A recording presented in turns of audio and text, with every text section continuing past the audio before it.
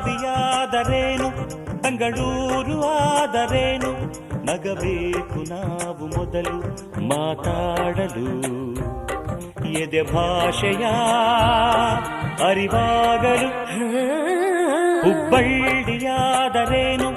ಭದ್ರಾವತಿಯಾದರೇನು ಬೆರಿಬೇಕು ನಾವು ಮೊದಲು ನಲಿದಾಡಲು ನಾವೆಲ್ಲರೂ ಸರಿ ಹೋಗಲು